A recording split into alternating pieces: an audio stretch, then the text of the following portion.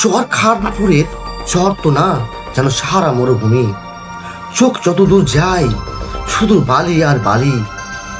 রাজশাহীর পশ্চিম দিকে ভারত সীমান্ত লাগোয়া পদ্মার তীরে অবস্থিত একটি ছোট্ট গ্রাম চর খানপুর। পদ্মার বুক চিরেই তৈরি হয়েছে একটি বিশাল ধুধুচর। রোদে ফেলে যাচ্ছে মাটি, আকাশে আগুন, বাতাসে ধুলো। এই রুক্ষ প্রকৃতির মাঝেও জীবন থেমে নেই। চরের বুকে ঘুরে বেড়াচ্ছে হাজারো গরু, ছাগল, ভেড়া, মহিষ। কেউ পদ্মার জলে নেমে তৃষ্ণা মেটাচ্ছে, কেউ শরীর ভিজিয়ে নিচ্ছে পদ্মার শীতল জলে। তাদের চোখে যেন এক অদ্ভুত প্রশান্তি। জলের ছোঁয়াতেই তপ্ত শরীর শীতল করে নিচ্ছে। ক্ষণিকের শরীর ভিজিয়ে শীতল ও ঠান্ডা করে আবারও এই তপ্ত গরমে চরের বুক চিরে আবারও কোনো অজানা গন্তব্যের উদ্দেশ্যে রওনা দিচ্ছে।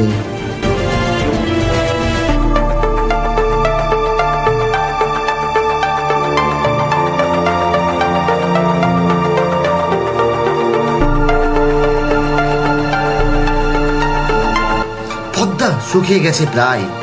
চৈত্র মাসের তপ্ত দুপুরে নদীর বুকে দেখা যায় হাঁটু জল। মানুষ নিজের হাতে বানিয়েছে ছোট্ট একটি বাঁশের সেতু।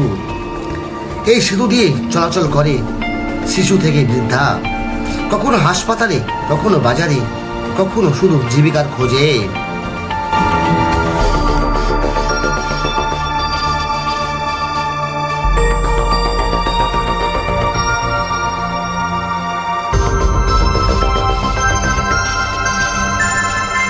চৈত্র মাসের তুরন্ত দুপুরে বাচ্চা থেকে বৃদ্ধা নতুন পুরাতন পোশাক পরে হেঁটে চলেছে নিজ নিজ গন্তব্যে। কারোর মাথায় ছাতা, কারোর মাথায় ভিজে গামছা, তবু তারা থেমে নেই।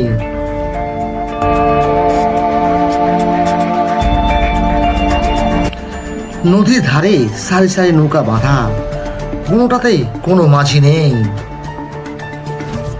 অসহ্য গরমে জীবন থেমে নেই। অনেকে মাছ ধরছে পদ্মার জলে। এটাই হয়তো ওদের কাছে আসল শান্তি।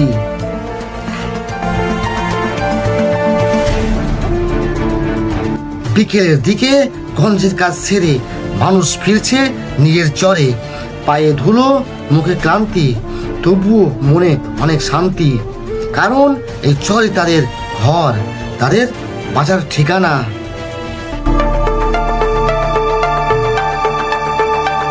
হঠাৎ আকাশে কালো মেঘ, বাতাসে বালির গন্ধ, তারপরে অঝরে নামে বৃষ্টি। বালি ভিজে যায়, শরীর ঠান্ডা হয়ে আসে। মানুষ থেমে দাঁড়ায়, মুখ তুলে তাকায় আকাশের দিকে। এই বৃষ্টি যেন তাদের জীবনের আশীর্বাদ। পদ্মা আবার বাজবে, চর আবার সবুজে ভরে উঠবে। এটাই চর খানপুর, যেখানে কষ্ট আছে কিন্তু হার মানে না, যেখানে বালির চরেও জন্ম নেয় জীবনের এক গান, জীবনের এক অধ্যায়, জীবনের এক গল্প। আজকের এই ভিডিওটি এই পর্যন্ত। যদি ভিডিওটি ভালো লাগে চ্যানেলটি অবশ্যই সাবস্ক্রাইব করবেন এবং ভিডিওতে লাইক কমেন্ট অবশ্যই করবেন।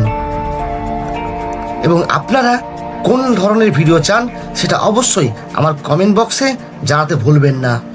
ততক্ষণ অবধি আপনারা ভালো থাকুন, সুস্থ থাকুন।